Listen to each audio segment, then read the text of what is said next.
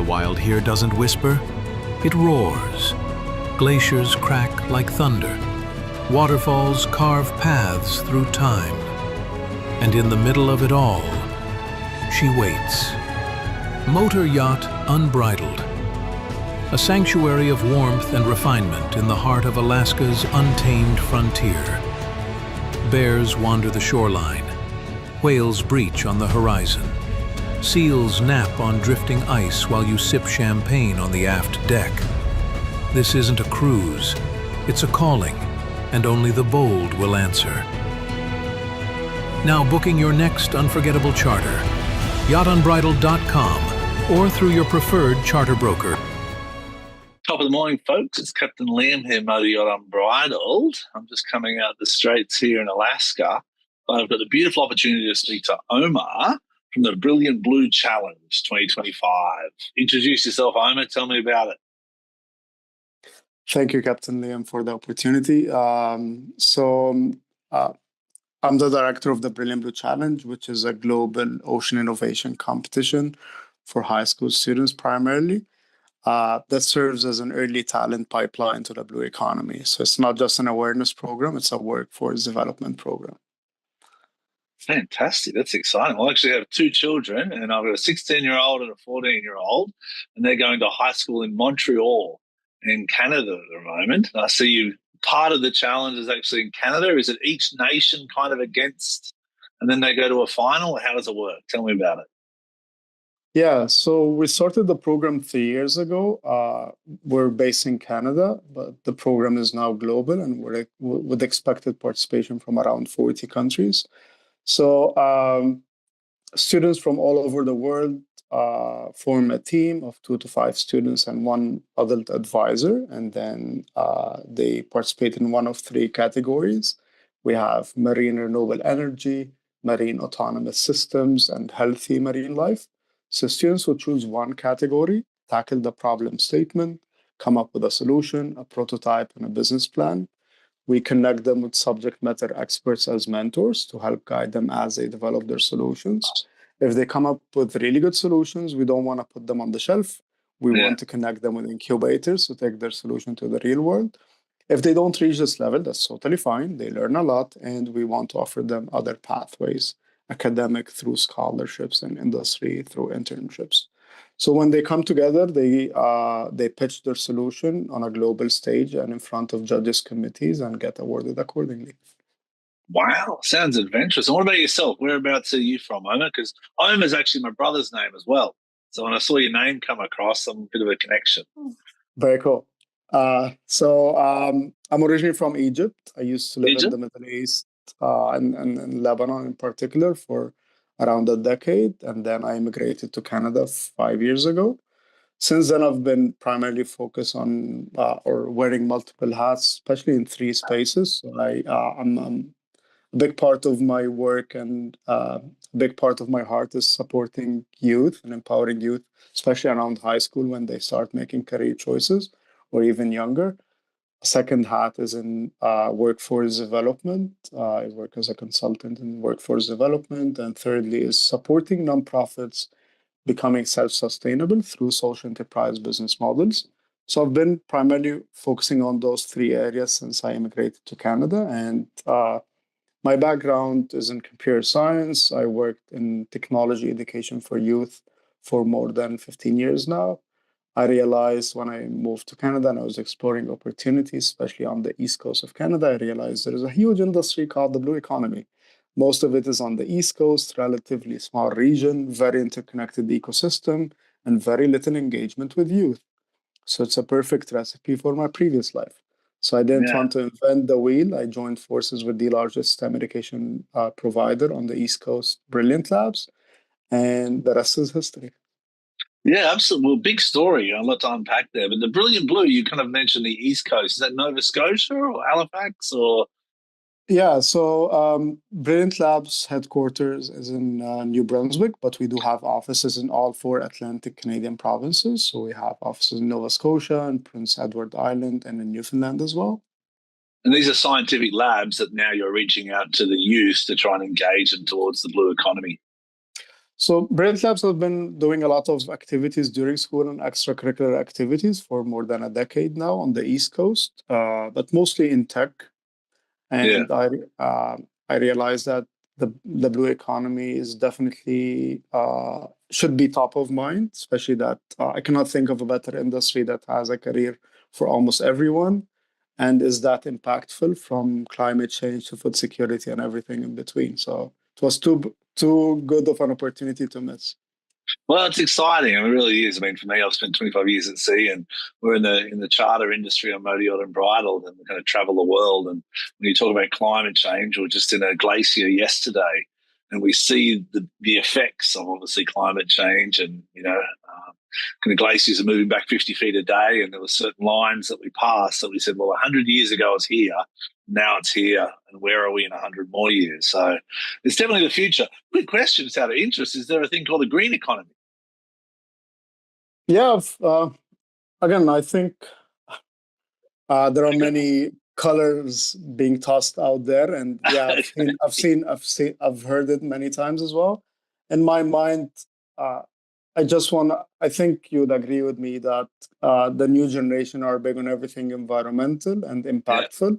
So I cannot think of a better opportunity that you can combine your skills and your knowledge and also have an impact in the world. So this is why we're excited about that. And we started with the blue economy and especially the ocean focus, but also we're expanding. The blue economy includes fresh water as well, which is where we're absolutely. having some very good projects as well. Yeah, well, I found out yesterday glaciers are 56% of the world's freshwater storage is in glaciers. So you mentioned globally, what other countries are kind of involved? And a lot of students I saw America, I saw Europe, I saw South Africa, I believe. Yeah, so also this is the first year that we have nationals that would qualify to global. So we're expecting nationals in Australia, in Japan, in Ghana, South Africa, Tunisia, Peru, and Chile as well. So we're trying to not just plant seeds by having teams representing those countries, but also have national competitions that would qualify to global every year. Oh, and what's your kind of goal with this project? Brilliant Blue, the students go through, they put an application in, hopefully they're successful, they're moving towards, is there like a finals that happen at a certain pace? I saw October 17th, 18th, there's a virtual one, or is that in person? Yeah, so the real deal should be in person, but the point is Yeah. we acknowledge that not all teams can travel for expenses or visa reasons. This is why we will always have it as a hybrid competition. So this would be our first hybrid this year. It will take place in Nova Scotia, as you mentioned, on the 17th and 18th of October, preceded by nationals around the world. So there will be national competitions, qualify to global, and then they get awarded accordingly. The big picture is, and the real success for us is not how many countries, how many students, is how many scholarships, how many internships, and how many Okay. projects were incubated. We're really pushing hard that this is not an awareness program, it's a workforce development program. Yeah, which is quite big in Canada. Actually, my son's 16, and as you mentioned, we're going through a transition of what's the future look like career wise, and that's kind of what sparked my attention with this. Obviously, I'm a bit passionate and biased about trying to have my family engaged in the blue economy. You know what I mean? So, career wise, what kind of future do you see in scholarships and directions that you kind of would like this to go down the path of? To be honest, it's not up to me. This is why we wanted to consult industry from the very beginning. So we formed a steering committee from academia, industry, the public sector from the very beginning to help inform what skills and what pathways do we want to create for those students. So we're started with those three categories that I mentioned: marine Mm, renewable energy, marine autonomous systems, and healthy marine life. And then we'll be expanding. So I've heard in many conversations now that we need more people in shipbuilding and trades. We need more mm. people in shipping and logistics, and data science and AI. So the good and the bad part of it is that we need all the talents we can get in all sectors. So there's a lot of opportunities, but also we need to really push the needle to get as many youth at the table as possible. And this is what we're trying to do. Also, engaging the youth is quite a challenge these days. I mean, it's going to be quite interesting as a young person looking at all the options you have. And traditionally, when in my generation, used to be university or trade. Now you're kind of seeing all these efforts to kind of bring children into what their passions are, but how to keep that engagement quicker. Because the 4 years at university can be quite daunting, I'm sure. That's correct. But the good news is that we know a model that works. It worked for 30 years in robotics and computer science education, which is making competitions as fun as possible and as real life as possible. So this is why we wanted to start with the competition model so that students worldwide can compete, have some fun while learning and connecting with one another as well. So this is what we're trying to do, a model that has proven success for many years now in the computer science world. Well, it looks like fun. I've got to admit, I looked at it, I registered for it, and I looked at the age gap. I'm like, a little bit out, but maybe my son engages with it. Oh, it's fascinating, and kind of what type of things do you see the students kind of presenting? Yeah, What so sort of, if you give me an example, kind of renewable energy, you mentioned blue energy, and then yeah, autonomous systems. Is that like submarines or? yeah, all of the above. So I just shared with you in the chat. When you have a chance, maybe we can take a look after as well. So Yeah. this is a team, for example, from Halifax the first year. They worked on a micro aquaculture ecosystem, caught the attention of the world leaders, Cook Aquaculture, who offered them summer internships. The leading Wow. university on the east coast of Canada, Dalhousie University, offered them Yeah. scholarships. They're taking their solution to an incubator. Those girls had no idea about the blue economy a year ago. Imagine taking them from what is the blue economy to getting scholarships, internships, and incubation. This is what success looks like in our mind, and we want to do it to thousands of students around the world. So, and we have many Yeah. other examples. Yeah. Yeah, well, the goal is to drive awareness. I know you're saying it wasn't an awareness program, but if we can engage the youth in kind of understanding the opportunities that exist out there rather than the traditional methods of kind of education and management and those type of leadership, careers that people kind of aspire to. Now there's really a myriad of options. I mean, well, how can Absolutely. people? Yeah. So yeah, I think to your point, it is definitely a big part of it is awareness, but we want to go beyond awareness. We want to create pathways and create action opportunities for them rather than just being aware and then they go home, right? Exactly. And you've been doing it for 10 years, it says the labs of there. The competition's only 3 years, wasn't it? That's correct. So the program, I joined Brilliant Labs 3 years ago, and this is when we started the program. Oh, fantastic, fantastic. Well, I want to go over it more, but just for the presentation today, how can people get a hold of you?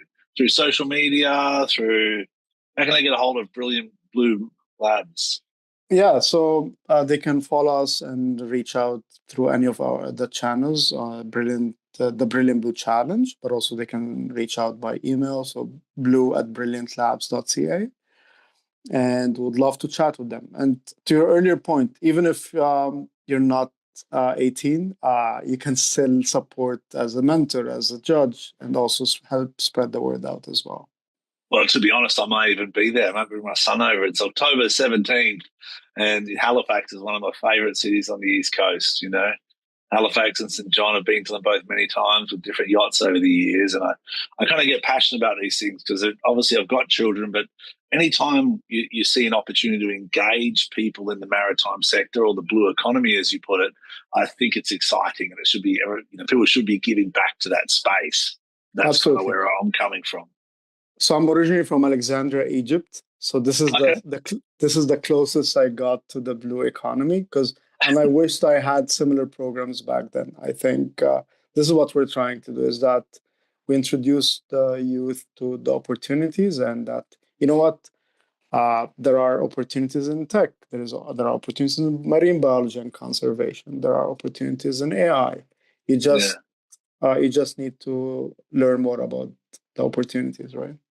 Exactly, and help the next generation. I'm at an age now. I think giving back is the most value I can do, and get people passionate about it. As I said, we're in an area in Alaska now, which, this is kind of the ends of the earth, and where you see different changes that happen here, and you see the fisheries and the ecosystems. They're real fragile, and they adjust, to kind of weather changes they do, but it's still a fragile ecosystem that people need to research and engage in. So I really appreciate you reaching out to me. I really appreciate your time today. Once again, it's brilliantblue.org. People can get a hold of the website and the Blue Challenge.